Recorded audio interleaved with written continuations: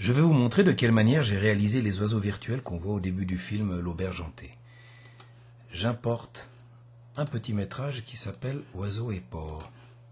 Je drague ce métrage sur cette icône afin de créer une nouvelle composition. On va la réduire à 50% afin de voir ce qui se passe. J'appuie sur la barre d'espacement et on aperçoit une mouette qui prend son envol. Mouette que j'ai filmée l'hiver dernier sur le fond bleu qu'était le ciel. J'ai tenté une incrustation complètement ratée d'ailleurs avec Adobe Premiere Pro sur le fond d'une photo du vieux port. Nous, ce qu'on va faire aujourd'hui, c'est animer le masque qui va décalquer la forme de l'oiseau, car le vol d'un oiseau est extrêmement complexe. Si vous regardez bien, il y a un mouvement rotatif d'aile qui est absolument impossible à faire si on ne le décalque pas sur un oiseau réel. Voilà, je vais sur Calque, Créer, Solide. Je vais le colorier en noir et je vais l'appeler Oiseau. Ce calque vient se mettre au sommet de la pile. Je vais fermer l'œil ici afin de ne pas le visualiser. Par contre, en le sélectionnant ici, je continue à travailler dessus. On va regrossir l'image un petit peu afin d'être précis sur le calcage de l'oiseau. Voilà, et là je peux aller chercher l'outil plume et commencer à décalquer ma forme. Évidemment que suivant la précision, vous allez rajouter un maximum de points. Moi je le fais d'une façon un peu grossière pour ne pas perdre de temps. Voilà, si je rallume l'œil, je vois que la forme noire du calque a pris la forme de l'oiseau. Je vais aller sur Masque, Forme du masque, afin de créer une première image clé qui va sauvegarder la forme de l'oiseau. Je vais maintenant avancer d'une image. On va refermer ici la visualisation de ce masque. Je double-clique sur la forme afin de déplacer la forme générale. Gagner un petit peu de temps, je double-clique dessus de façon un petit peu vite de désélectionner.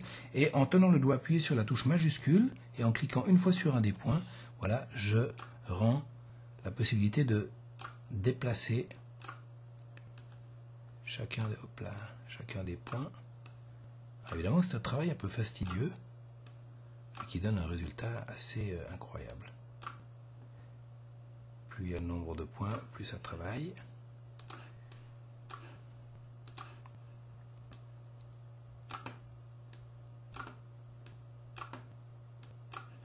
Voilà. Si je rallume maintenant l'œil ici, je vois que mon masque suit la forme de l'oiseau. Je vais désélectionner la forme pour voir un petit peu le contour que je trouve un petit peu dur et qui ne fait pas très vrai. Donc je vais aller sur contour progressif et je vais incrémenter de 2 pixels la bordure de mon cache et on voit que c'est beaucoup plus naturel.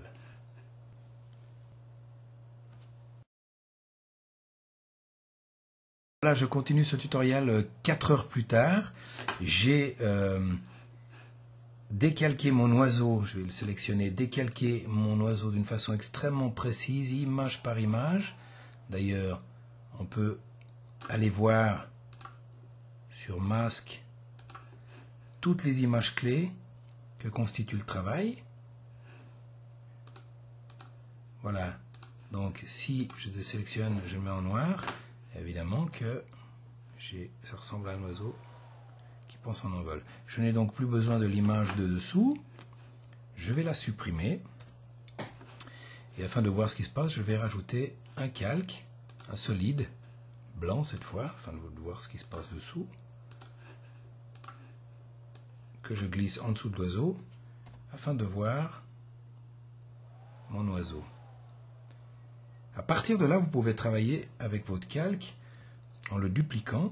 Tout ce travail qui a été fait pour un oiseau, vous pouvez le faire pour d'autres oiseaux, bien évidemment.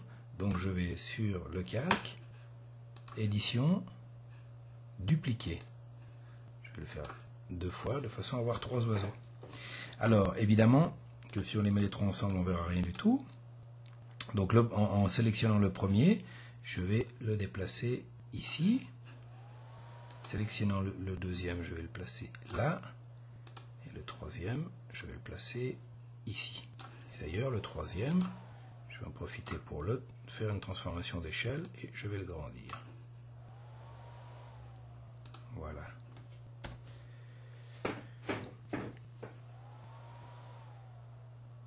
On va désélectionner.